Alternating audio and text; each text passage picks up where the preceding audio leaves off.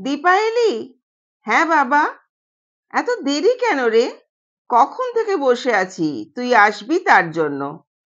তুই অফিস বেরিয়ে গেলে বাড়িটা একদম ফাঁকা হয়ে যায়।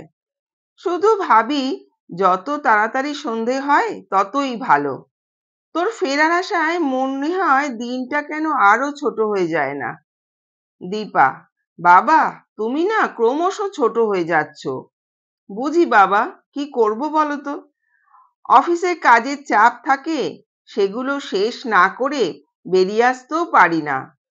তুমি একা একা বাড়িতে থাকো, আমারও কি ভালো লাগে? তাই তো কবে থেকে তোমাকে বলছি একতলাটা ভাড়া দিয়ে দাও। ছোট পরিবার দেখে কথা বলার লোক পাবে, আর আমারও চিন্তা কমবে। কেউ অন্তত বাড়িতে আছে ভেবে মনটা শান্ত থাকবে।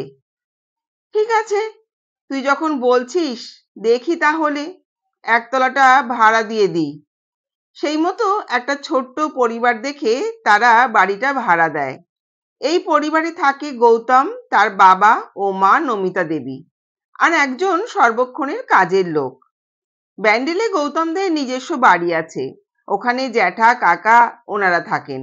চাকরি সূত্রে গৌতম এখানে এসেছে, তাই বাড়ি ভাড়া নেওয়া ছাড়া আর কোনো উপায় নেই।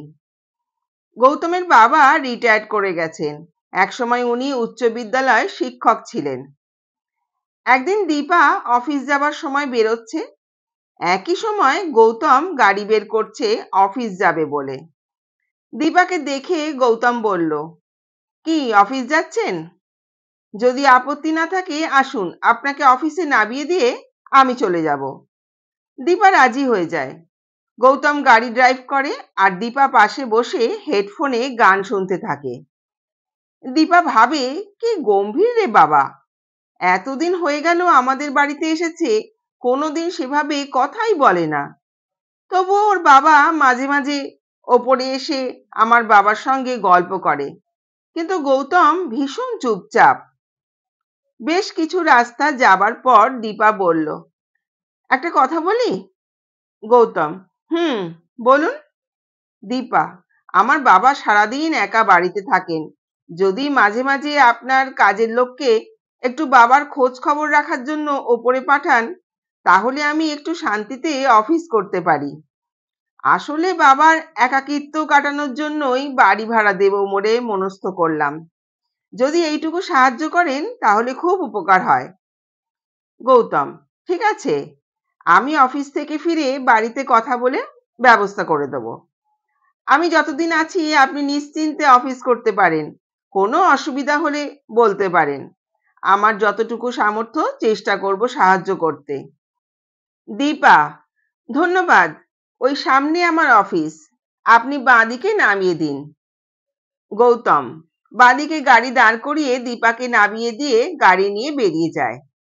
দেখতে দেখতে 1 মাস হয়ে গেল। সেদিন রবিবার।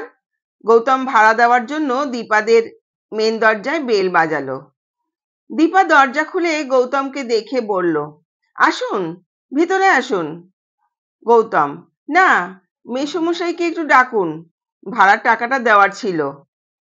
দীপা: এমা, সে কি, দরজা থেকে টাকা দিয়ে কেউ চলে যায় নাকি? ভেতরে আসুন। বলতে বলতে দীপার বাবা এসে পড়েন। ও গৌতম, এসো বাবা, ভেতরে এসো, দুজনে বসে একটু চা খাই, দুটো কথা বলি। গৌতম ভিতরে এসে সোফায় বসলো। দীপা কফি করে এনে দিল বাবাকে, গৌতমকে, আর নিজে 1 কাপ নিয়ে বসলো। গৌতমের দিকে তাকিয়ে বলল, আপনি গান শুনতে খুব ভালোবাসেন তাই না? গৌতম: আপনি কি করে জানলেন? দীপা: আমি প্রায় অফিস থেকে ফিরে দেখি আপনার ঘরের আলো বন্ধ, আর ভেতর থেকে সুন্দর সুন্দর গান ভেসে আসছে। গৌতম মৃদু হেসে বলল, হ্যাঁ, শুনি একটু। ভালো এমন কিছুকেই বাসা উচিত যেটা কোনোদিন তোমাকে ছেড়ে যাবে না। দীপা: আচ্ছা, আপনি এত কম কথা বলে থাকেন কি করে বলুন তো? আমি তো কথা না বলে 1 মিনিটও বসতে পারি না। গৌতম: তা ভালো, সবাই যদি বলে তাহলে শুনবেটাকে। গৌতম উঠি বলে নিচে নেমে আসে, সঙ্গে দীপাও আসে। গৌতমের মা নমিতা দেবী দীপাকে দেখে বলে, তোমাকে তো দেখা যায় না মা, একদিন এসো আমাদের ঘরে, গল্প করব। গৌতম তো কথাই বলে না, নিজের কাজ অফিস এই নিয়ে ব্যস্ত থাকে। দীপা বলে, হ্যাঁ মাসিমা, আসবো একদিন আপনার সঙ্গে গল্প করতে। তারপর থেকে দীপা সময় পেলেই নমিতা দেবীর সঙ্গে গল্প করতে আসে।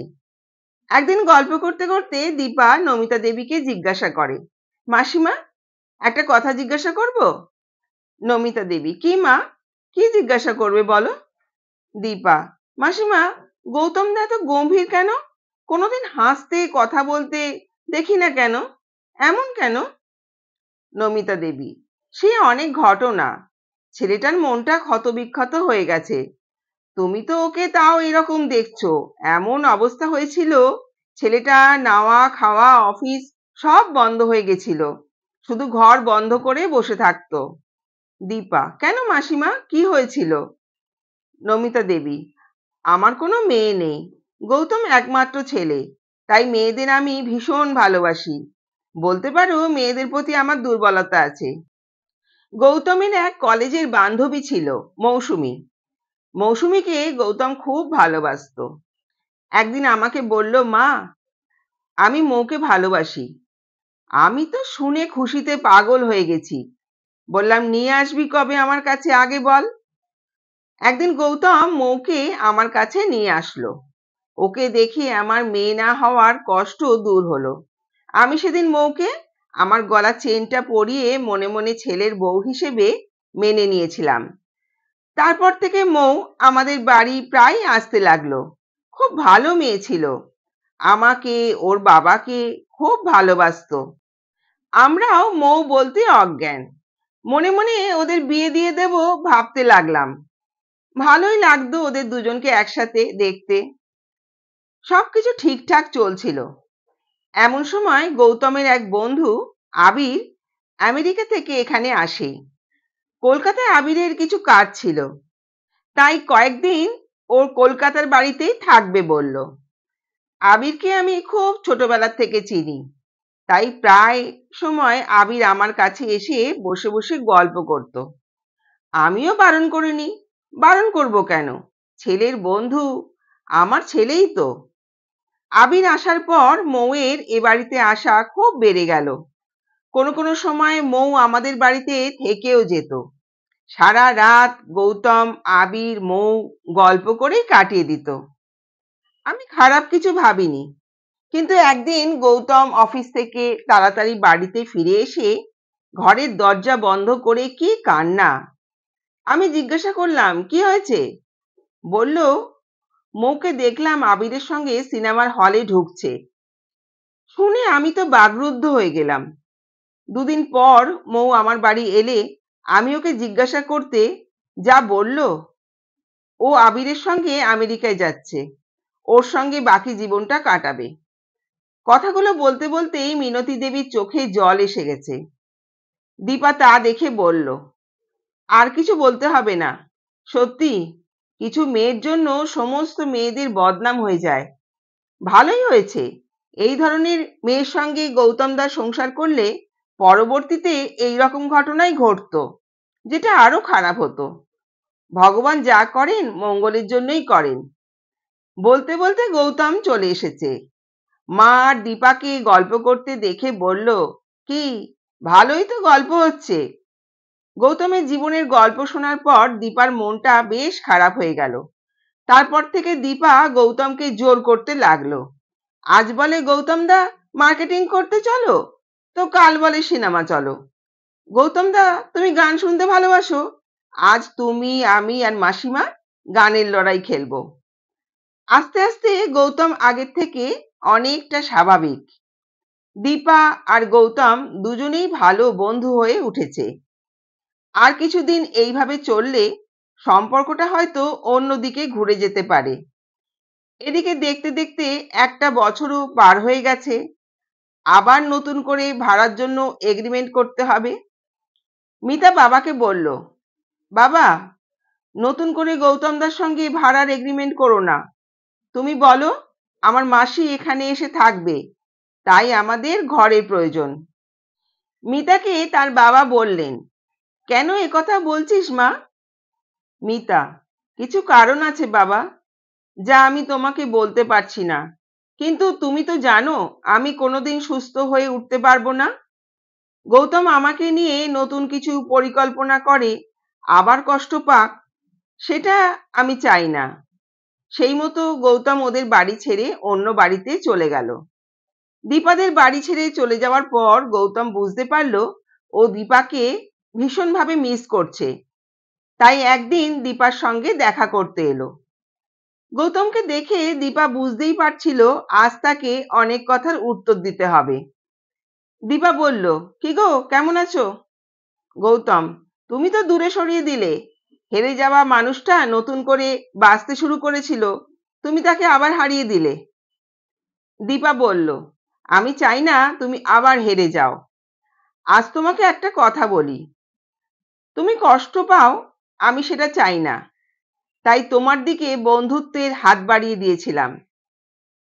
তোমার আচার আচরণে তোমার বাবা মা কত কষ্ট পেতেন, আজ তুমি অনেকটা সামলে উঠেছো। আমি চাই তুমি নতুন করে শুরু করো।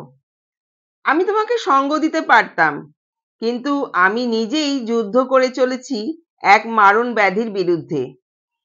আমি যেখানে মৃত্যুর সঙ্গে যুদ্ধ করে বেঁচে আছি, সেখানে তুমি শুধুমাত্র একটা মেয়ের জন্য হেরে যাবে, এটা মেনে নিতে পারিনি। তাই বন্ধুত্বের হাত বাড়িয়েছি তোমার দিকে। যে কটা দিন বেঁচে থাকবো, তোমার ভালো বন্ধু হয়ে বেঁচে থাকবো, এই প্রতিশ্রুতি দিলাম। বন্ধুরা, গল্পটা ভালো লাগলে কমেন্ট করে জানিও। আর আরো নতুন গল্প শোনার জন্য চ্যানেলটা সাবস্ক্রাইব করো। ধন্যবাদ।